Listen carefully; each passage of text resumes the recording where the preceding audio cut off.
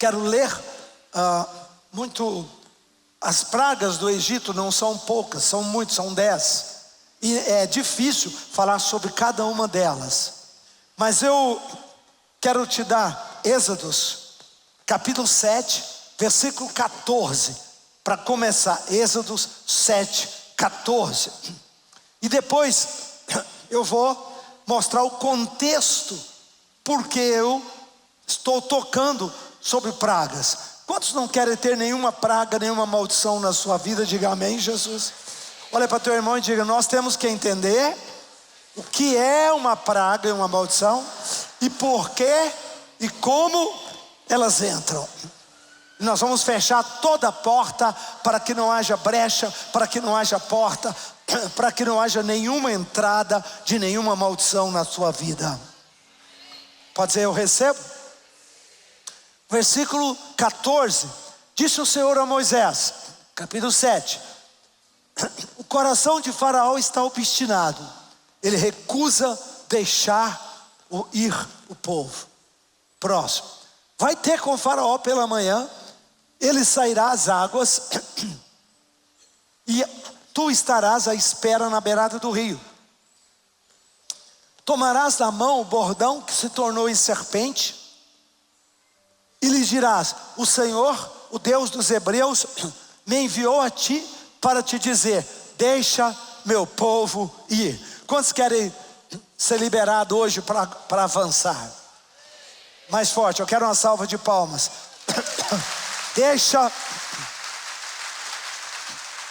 Deixa meu povo avançar. Você vai avançar para as suas finanças, para as suas conquistas, para a sua saúde. Você vai avançar para as suas vitórias judiciais, financeiras, em todas as áreas da sua vida.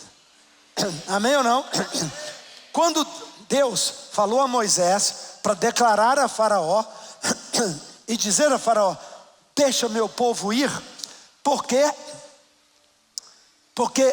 Faraó e os demônios do Egito estavam segurando o povo para não ir para frente. Olha para mim, quem te segura a não avançar é um demônio, é uma maldição, é uma fortaleza, é uma praga, e essa coisa vai ser quebrada hoje. Pode dar uma salva de palmas? Ela vai ser quebrada hoje.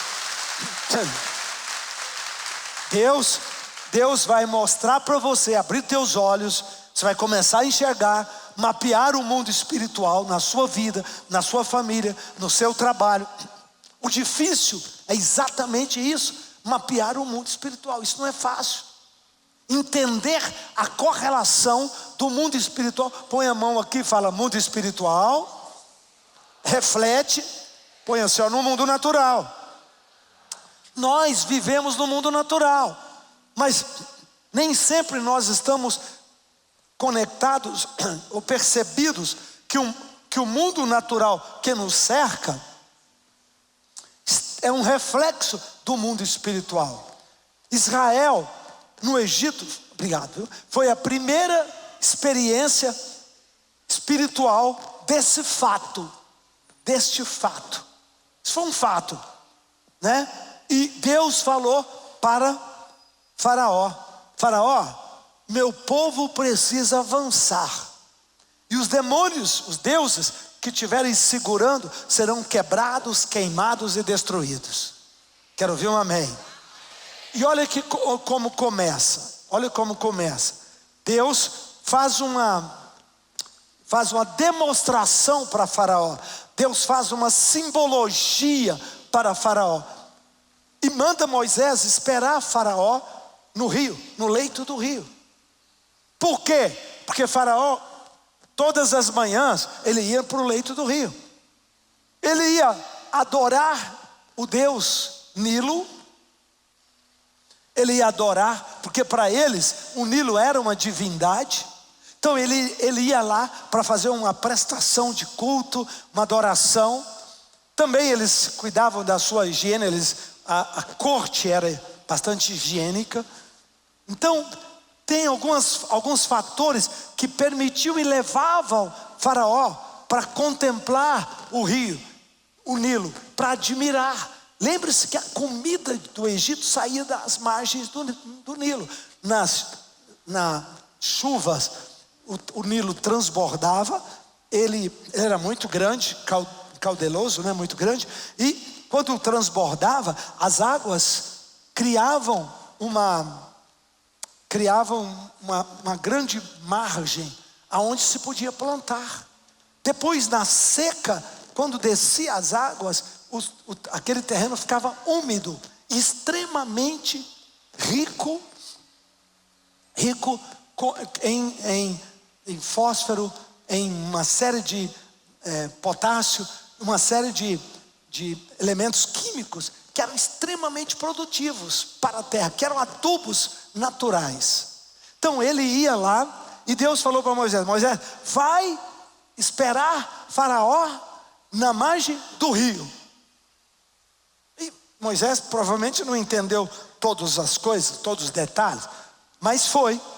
E dirás a Faraó: o Senhor, Deus dos Hebreus, me enviou para te dizer: deixa ir meu povo, para que me sirva no deserto. E até agora tu não tens ouvido. Próximo versículo. Assim diz o Senhor: nisto saberás que o Senhor, com este bordão que tenho na mão, ferirá as águas do rio, e elas se tornarão em sangue. Se tornarão em sangue. Próximo. E os peixes que estão no rio morrerão, e o rio cheirará mal, e os egípcios terão nojo de beber a água do rio. Fala comigo, mamma mia. Quando Deus faz um julgamento sobre uma maldição, sobre um demônio, até aquilo que é a coisa mais pura, mais limpa, torna-se em morte. O Nilo, as águas do Nilo representavam para o Egito vida, vida que fluía, vida que jorrava, vida que corria. Deus pegou a vara de Moisés e fez um milagre. Moisés, ponha teu cajado nas águas. E Moisés coloca o cajado nas águas. E as águas começam a ficar vermelhas. E os peixes começam a morrer. Claro que foi um milagre sobrenatural. Quantos podem dar uma salva de palmas para esse milagre de Deus? Milagre. Agora, eu sempre digo, todo milagre, diga comigo, todo milagre tem uma explicação científica. Qual é a explicação científica para isso? Eu escrevi na Bíblia científica com Schroeder. Esse cajado veio da terra de Midian. Lá na terra de Midian tem umas árvores que eles tiravam esses cajados, um tronco reto, forte, duro. Essas árvores tinham algas, quando você chega numa árvore, olhar no pé da árvore, se ela tiver branca, sabe aquelas coisas brancas que dão, você não sabe, parece que, sabe o que é aquilo? É uma coisa branca, tem uma casca, mas aquilo é uma alga. Às vezes são fungos também, são doenças da árvore, mas normalmente são algas. E essas algas de Midian, quando Moisés trouxe o cajado, elas vieram impregnadas no cajado de Moisés. E quando Moisés põe o cajado nas águas, na água, as algas saem e se esparramam na água. E aquelas algas, elas tinham uma pigmentação vermelha. E aquela pigmentação vermelha queima, até hoje elas existem, queima o oxigênio da água.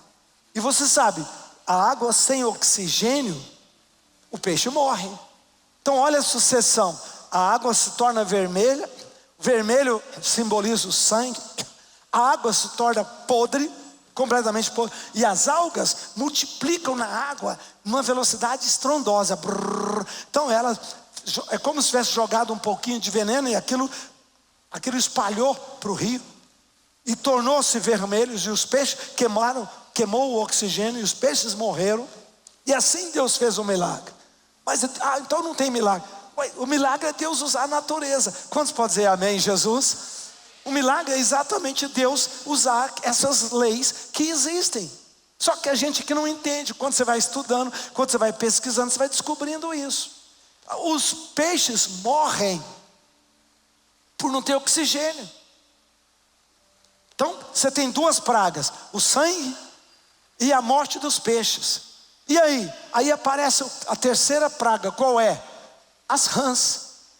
Por que aparecem as rãs? O que tem a ver com as rãs? As rãs apareceram porque rã vive em ambiente úmido de pântano. Pântano é o lugar especial de rãs, riachos, pântanos, esses lugares. E quando os peixes morreram, os peixes são os predadores dos ovos das rãs. Coisa que quase ninguém sabe. Peixe se alimenta muito dos ovos das rãs. E as rãs multiplicam zilhões. Uma rã, ela tem mais ou menos mais de 10.000 ovos em cada vez que ela procria. E ela procria várias vezes, assim, seguidamente. Então, com os peixes morrendo, as rãs desequilibrou o ecossistema. E as rãs apareceram. E a rã, ela não quer ficar ali. Ela vai buscar algum inseto, alguma coisa para comer. E ela sobe para os lugares quentes, mais quentes um pouco, para se alimentar. E aí elas subiram e entraram nas casas das pessoas. A vida na morte é o sangue. Sabe quando as coisas estão fluindo bem na sua vida? Sabe quando as coisas estão correndo bem? Sabe quando que a sua vida está um fluir do rio de Deus e de repente começa a aparecer acidentes, perdas financeiras, doenças? A morte entrou na vida. Fala, está amarrado em nome de Jesus. Então a morte entrou na vida. Me lembro quando isso aconteceu na minha família. Nós éramos uma família natural, boa. Meu pai trabalhava muito, um homem extremamente zeloso, sério. Mas de repente a morte entrou na nossa família. Acidentes, problemas. Não conseguia segurar aquilo. Não tinha como estancar. Parecia que cada mês tinha um problema, uma má notícia, uma desgraça, né? Um acontecimento ruim. Deu para perceber, mesmo que eu não era cristão, deu para perceber que alguma chave virou. E a morte entrou na nossa família. A morte entrou, e com a morte teve acidentes, dores, teve uma série de acontecimentos. Depois vem as rãs. O que é rãs? Né? Os peixes morrem. Peixes mortos. Peixe é multiplicação. Fala comigo, multiplicação. Os peixes passam a morrer. Então Deus começou a quebrar a maldição do Egito, ferindo cada divindade daquela, mostrando para eles que aquela divindade não tinha o poder que eles imaginavam, que não era aquela divindade que trazia o poder da providência. O poder da providência vinha por causa da bênção do Deus do universo. E aí apareceu as rãs. O que é rã? Na coreografia das maldições, imundície, né? Demônios, podridão. Rã, ela é um símbolo de satanismo. Muitas pessoas usam as rãs para fazer trabalho, colocar agulhas nos bichos, né? Simbolizando com o nome de alguém, o cabelo daquela pessoa amarrada. Uma das divindades do Egito tinha a cara de uma rã. Para eles, a rã tinha poder de uma divindade. Aquela imundícia, aquela sujeira, aquela coisa asquerosa, para eles era uma divindade. Como assim? Nós vamos adorar para não sermos contaminados. Deixa eu te falar uma coisa. Você não tem como fazer pacto com o diabo. Não adianta você ser bom menino. Para Satanás não existe bom menino. Ele veio matar, roubar e destruir todo mundo. Não adianta falar, eu não quero mexer com isso, eu não quero tocar nisso. Quanto mais imóvel, quanto mais passivo, mais forte o inimigo virá na sua vida. O inimigo não respeita a sua delicadeza, ele respeita a sua agressividade. A palavra de Deus diz: resistir ao diabo, resista com o nome de Jesus, resista com a armadura da fé, resista com a autoridade, e ele fugirá. Na Bíblia científica, eu e o professor Chiroide colocamos as 10 pragas em 3 grupos de 3 e 1 de 4, né? 2 de 3 e 1 de 4. E essas pragas, elas são progressivas. Como assim? Primeiro, elas são pragas desagradáveis, que as pessoas falam, nossa, que coisa ruim, suja, né? Águas podres, vermelhas, com sangue, gosto de sangue. Peixes mortos, coisa desagradável. Rãs. Depois, passam um outro grupo de pragas, de tormentos. Piolhos, aí já passou a... Você já pensou, você já viu como que um piolho perturba? Depois, veio moscas, varejeiros que davam tumores nos animais e nos homens. Como que aquelas pragas entraram no Egito e que relação elas tinham com Israel? E tudo começou com o apóstolo Paulo em 1 Coríntios capítulo 5, versículo 2 a 6, para quem quiser anotar, 1 Coríntios 5, 2 a 6, o apóstolo Paulo fala assim: celebramos a Páscoa. Uau! Para quem que ele falou? Para a igreja dos Coríntios. Quem era a igreja dos Coríntios? Os coríntios eram pagãos, eles não eram judeus, eles não tinham nenhuma consciência da lei de Moisés, das alianças de Abraão, Isaac e Jacó. Eles eram pagãos, gentios, imundos. Corinto era uma cidade bárbara ao extremo, cheia de prostituição, de cultos com sacerdotisas sexuais. Muitas dessas mulheres vieram para a igreja. Paulo fez uma revolução naquele mundo. Muita gente rica, gente pobre, gente que era escravo, gente que era sacerdotisa do pecado. Veio todo mundo e aceitaram o Senhor e mudaram a sua vida. Mas lembre-se que eles não sabiam ler. Eles não tinham Torá. Eles eram incrédulos. O que eles acreditavam? Acreditavam em Paulo e viu o poder de Deus sendo manifestado. Claro que tinha a Torá, mas a Torá era para o judeu que sabia ler em hebraico, porque eles não tinham a Torá, não tinha Torá ainda. Já tinha uma tradução para o grego chamada Septuaginta, mas quase ninguém sabia ler nem o hebraico e nem o grego. Então aquele povo veio e não sabiam, devemos participar da Páscoa. O que é Páscoa? Então Paulo começou a explicar isso para eles. Paulo diz: nós temos que entender que aquela festa que é judaica serve e abençoa a gente. Quantos concordam que a Páscoa é um simbolismo profético da nossa libertação do mundo?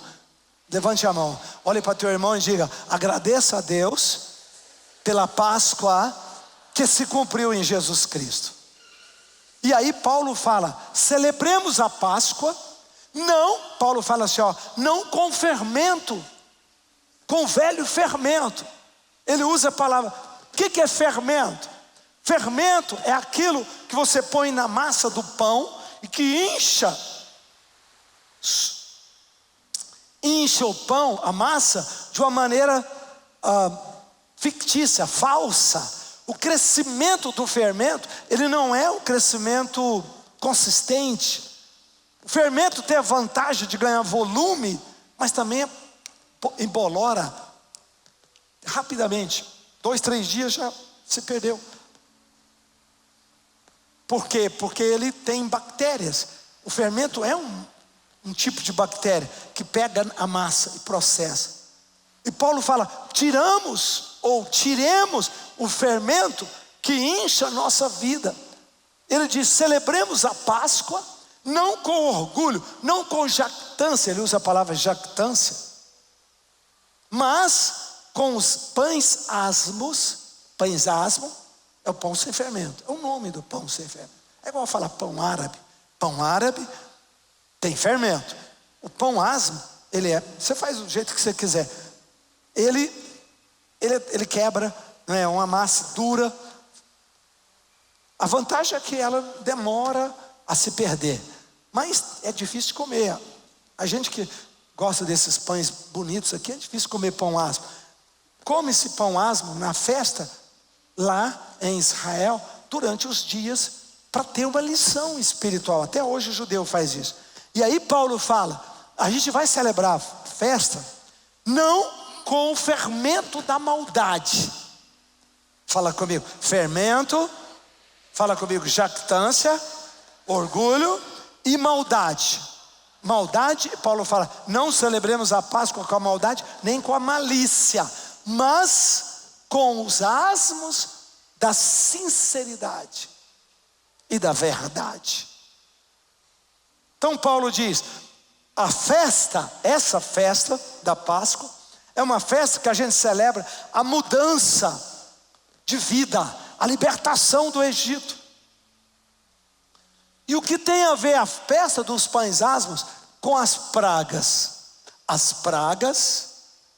pragas aconteceram depois da Páscoa. Depois, num processo em que Deus estava tratando para eles tirarem, na verdade, a Páscoa eles comeram na sexta-feira antes de sair, mas já havia todo um movimento de Deus para tirar demônios, tirar maldições, limpar aquele povo.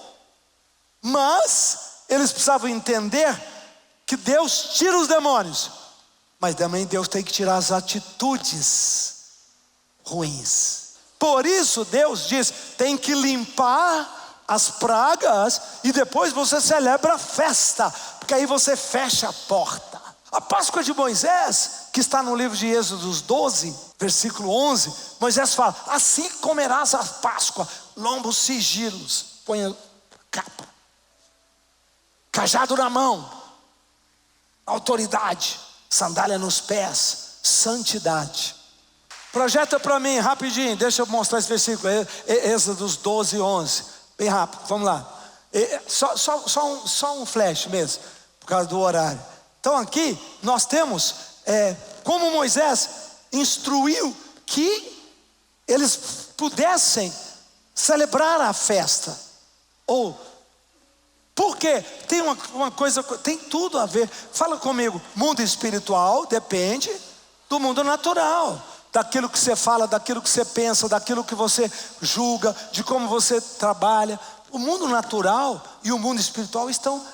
Se uma pessoa xinga o outro, se uma pessoa amaldiçoa, se uma pessoa critica, se uma pessoa é orgulhosa e não aceita cobertura de pastor, de bispo, quer saber de ninguém. Não, eu até falei sobre o quinto evangelho.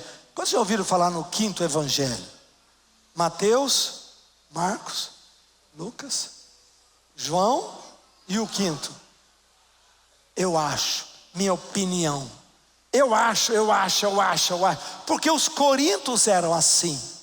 Como eles não conheciam o Torá, não tinha nada escrito, Paulo falava uma coisa, eles falavam outra. E toda essa confusão do texto que eu li para vocês, do capítulo 5 de Coríntios, começa porque Paulo achou um absurdo. Paulo ficou bravo por causa de um cara que era um líder da igreja, que começou a namorar e morar com a madrasta dele. E todo mundo achou normal. Todo mundo achou normal. Paulo falou: vocês estão loucos? Vocês estão tudo doido da cabeça? Paulo falou: vocês não tem gente aí que tem mínimo de sensatez? Leia o 1 Coríntios 5, de 1 em diante, para você ver. E o cara vivia com a madrasta, mulher do pai, achando que era normal. Mas você ficou doido? Como assim? Ele não achava, porque eles estavam tão acostumados à promiscuidade, eles vieram de um mundo tão sujo, tão doido, que aquilo talvez não fizesse muito sentido para ele. Problema nenhum. O que tem? Paulo falou, vocês estão malucos? Como é que vocês estão fazendo uma coisa dessa? Vocês estão ferindo a santidade de Deus. Mas eles não entendiam nada de regras, leis, princípios. Como eu disse, eles não eram judeus, eles eram os piores dos bárbaros. Imagina Paulo falar isso para os vikings. Imagina, os vikings, uma mulher tinha filho de irmãos, convivia com um bando de menino. Cada ano ela tinha um filho de um cara diferente.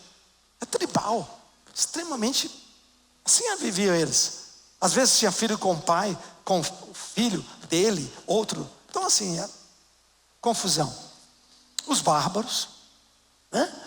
Então Paulo fala, vocês têm que celebrar a Páscoa, não com a jactância, com orgulho, de dizer, ei, você não manda na minha vida? Ei, o que você está achando que você é? Ei, que história é essa? Paulo disse, olha, o pouco do fermento enche a massa, cresce. Você não pode crescer pensando que vocês sabem mais que os apóstolos. E o pior dos coríntios é que os pastores da igreja estavam apoiando o menino, o rapaz. Até os pastores achavam que era normal. Aí Paulo escreve para os pastores e fala, cara, vocês estão malucos aí? Como é que vocês estão fazendo uma coisa dessa?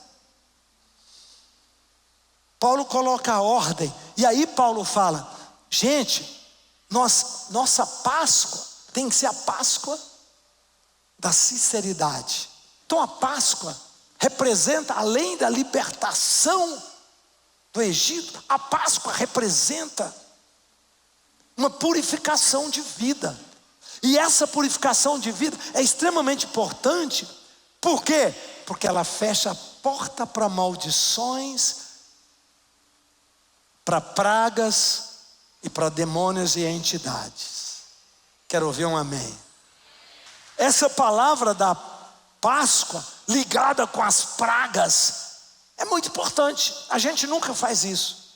Todo mundo que prega, Páscoa é Páscoa, praga é praga. Não, as pragas, a limpeza, o juízo sobre as pragas veio antes da Páscoa, imediatamente antes. Deus limpa Israel e aí a partir daí faz um novo pacto para dizer, esses demônios não vão entrar na minha vida novamente. Porque podiam. Mas eles iam sair do Egito. E daí? Eles iam sair do Egito, mas o mundo espiritual ia estar interagindo com eles. Então Moisés fez questão de limpar as pragas, fazer a Páscoa e a partir daí abrir o Mar Vermelho e avançar. Eu quero terminar como eu comecei. Deixa meu povo ir. Moisés, vai lá para a margem do rio, espere Faraó e diga para Faraó, chegou o tempo do meu povo avançar. E eu estou aqui para te dizer, assim diz o Senhor na tua vida, chegou o tempo de você avançar.